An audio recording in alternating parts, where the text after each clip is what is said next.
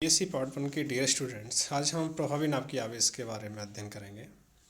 प्रभावी नाप की आवेश में के बारे में आपने 12th क्लास में पढ़ा होगा, लेकिन कई बार हम ऑप्शन विकल्प होते हैं तो उसकी वजह से ये टॉपिक छोड़ दिया जाता है।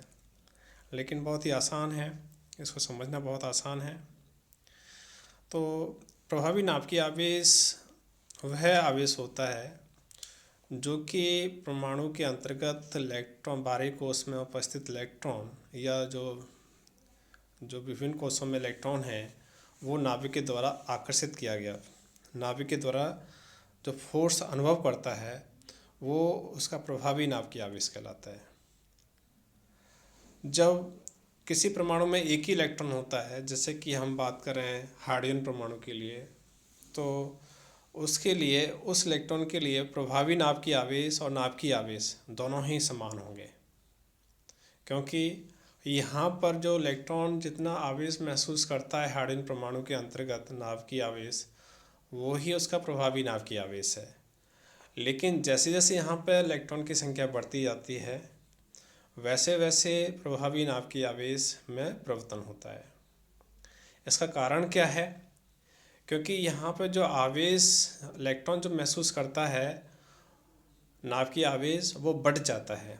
ये हम सिंपल से एग्जांपल के द्वारा समझ सकते हैं कि यदि किसी एक परिवार में किसी दंपति के केवल एक ही बच्चा होता है तो जो जितना भी लाड प्यार होता है वो उसके ऊपर होता है। लेकिन जैसे ही उस दंपति के नवजात या दूसरा बच्चा पैदा होता है तो निश्चित रूप से जो लाड़ प्यार है वो दोनों बच्चों में डिवाइड हो जाता है। तो वो स्नेह जो होता है बच्चे के प्रति वो पहले की तुलना, जब सिंगल होता है तो उसकी तुलना में बढ़ जाता है। तो इसी तरह से यहाँ पर भी होता है, जैसे ही इलेक्ट्रॉन की संख्या यहाँ पे किसी परमाणु के अंतर्गत बढ़ती है वैसे ही जो नाभ की आवेश है वहाँ पर पहले की तुलना में, जब वो सिंगल था उसकी तुलना में कम अनुभव करता है। और ये जो अंतर है प्रभावी नाप की आवेश और नाभ की आवेश में और प्रभावी नाप की आवेश के बीच में, वो अंतर क्या कहलाता है? स्क्रीनिंग कांस्टेंट कहलाता है। एक तरह से आवरण स्थिरांक कहलाता है। जैसे कि तुम्हारे स्क्रीन पे दिखाई दे रहा है कि S = Z - Z इफेक्टिव, और Z तो यहाँ पे क्या है? नाभिक में उपस्थित प्रोटॉन की संख्या है। Z यहाँ पे क्या है? नाभिक में उपस्थित प्रोटॉन की संख्या यानी कि एटॉमिक नंबर है। और Z इफेक्टिव यहाँ पे क्या है कि इलेक्ट्रॉन कितना नाभ की आवेश महसूस करता है। अब जैसे कि हाइड्रोजन के लिए हम बात करें तो हाइड्रोजन में केवल एक ही प्रोटॉन है और एक ही इलेक्ट्रॉन है, तो यहाँ पर इसके लिए स्क्रीनिंग कांस्टेंट का मान कितना होगा?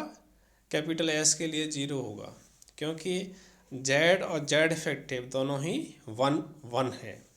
लेकिन जैसे ही हम दूसरे बात करते हैं, हीलियम के लिए बात करते हैं, तो हीलियम में 2 इलेक्ट्रॉन आ जाते हैं, तो हीलियम के लिए Z का वैल्यू 2 होता है। Z इफेक्टिव का मान जो होता है वो बदल जाता है, क्योंकि यहाँ पर 2 इलेक्ट्रॉन, अब एटॉमिक नंबर 2 है, 2 प्रोटॉन हैं, 2 प्रोटॉन की तरफ आकर्षित हो रहे हैं, लेकिन वो बराबर आकर्षित नहीं हो रहे। 2 प्रोटॉन का जो फोर्स लग रहा है वो बढ़ जाता है और इस कारण से Z इफेक्टिव का वैल्यू डिफरेंट हो जाता है। तो इस तरह से स्क्रीनिंग कांस्टेंट की डेफिनेशन दी गई थी कि यहाँ प्रभावी नाभ की आवेश, नाभ की आवेश और प्रभावी नाभ की आवेश में जो अंतर होता है वो अंतर स्क्रीनिंग कांस्टेंट कहलाता है। Z इफेक्टिव हम निकाल सकते हैं कि Z इफेक्टिव = Z - S। और इस तरह से आवरण स्थिरांक निकालने की एक पैटर्न बताया था, जो पैटर्न बताया था स्लेटर ने। तो हम स्लेटर के नियम के अनुसार आवरण स्थिरांक की गणना कर सकते हैं। इसके कुछ नियम हैं जो कि स्लेटर ने दिए हैं।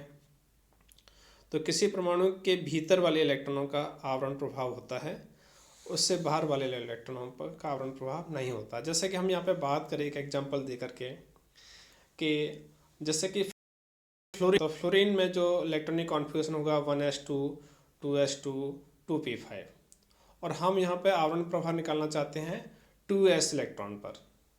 तो 2s इलेक्ट्रॉनों पर जो आवरण प्रभाव निकालना चाहते हैं, स्क्रीनिंग कांस्टेंट का वैल्यू निकालना चाहते हैं, तो यहाँ पर कंट्रीब्यूशन जो होगा वो 2s के अंदर और 2s के इलेक्ट्रॉनों के द्वारा होगा कंट्रीब्यूशन। 2s से बाहर जो 2p ऑर्बिटल हैं उनमें 5 इलेक्ट्रॉन हैं, उनका कोई भी कंट्रीब्यूशन नहीं होगा। तो इस तरह से ये जो भीतर वाले इलेक्ट्रॉन ही आवरण प्रभाव में योगदान करते हैं, बाहरी इलेक्ट्रॉन नहीं करते। तो इस तरह से हमने यहाँ पे बताया है कि फ्लोरीन के जब 2p कक्षक की बात करेंगे तो उसमें सभी इलेक्ट्रॉन योगदान करेंगे, लेकिन जब फ्लोरीन के 2s इलेक्ट्रॉनों के द्वारा जो आवरण प्रभाव निकालना चाहते हैं तो उसमें केवल 1s और 2s ऑर्बिटल भाग लेंगे, ना कि 2p ऑर्बिटल। तो इस बात का ध्यान रखें, ये सेलेक्टर ने इस तरह से नियम दिया था। s या p इलेक्ट्रॉनों का आवरण हम निम्न प्रकार से योगदान निकालते हैं। यदि उसी कोष के प्रत्येक इलेक्ट्रॉनों का योगदान 0.35 होता है, तो ध्यान रखें जैसे कि जिस कोष में हम निकालना चाहते हैं, जैसे कि हम कोष में डिवाइड कर देते हैं। कोष का मतलब होता है ऑर्बिट। तो 1s जैसे 1 ऑर्बिट है, सेकेंड ऑर्बिट है तो थर्ड ऑर्बिट है, तो थर्ड ऑर्बिट के लिए हम निकालना चाहते हैं तो उसमें उस कोष के 0.35 का ही योगदान होता है स्क्रीनिंग कांस्टेंट में। अंदर के कोष के लिए इलेक्ट्रॉनों का योगदान 0.85 होता है, और उससे भी अंदर के लिए n-2 या उससे भीतर के लिए प्रत्येक इलेक्ट्रॉन का योगदान 1 होता है। तो ये इस तरह से हम यहाँ पे ध्यान रखेंगे। किसी d या f इलेक्ट्रॉनों के लिए आवरण स्थिरांक के मान निम्न प्रकार का योगदान होगा। उसी कोष के प्रत्येक इलेक्ट्रॉन के लिए 0.35 और उसके अंदर के लिए 1 होता है। यदि हम d और f इलेक्ट्रॉनों के लिए स्थिरांक निकालना हो, तो इलेक्ट्रॉन के लिए आवरण स्थिरांक निकालना होता है, तो उसी कोष के लिए 0.35 और उसके अंदर के कोष के लिए प्रत्येक के लिए 1 होता है। 1s ऑर्बिटल में एक इलेक्ट्रॉन पर दूसरे का आवरण स्थिरांक होता है 0.35। तो इस तरह से हीलियम का कितना होता है? हीलियम के लिए यदि हम निकालना चाहें 1s ऑर्बिटल के लिए स्क्रीनिंग कांस्टेंट, तो 0.30 होता है, और इस तरह से जेड इफेक्टिव का मान 1.70 होगा। और हाइड्रोजन के लिए 1s इलेक्ट्रॉनों के लिए आवरण स्थिरांक 0.05 होता है।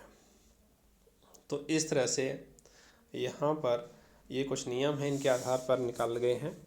आवरण स्थिरांक का मान निकाला गया है और उसके आधार पर जेड इफेक्टिव का वैल्यू निकालते हैं। तो ये तरीके हैं, इसके कुछ न्यूमेरिकल्स हैं जो कि आप कीजिए, आसानी से समझ में आ जाएंगे। Thank you for listening. और ये चैप्टर कंप्लीट होता है, यदि कोई प्रॉब्लम्स हो तो आप रेगुलर क्लास हो जब उसमें पूछ सकते हो, या वैसे भी आप व्हाट्सएप के द्वारा पूछ सकते हो इंडिविजुअली।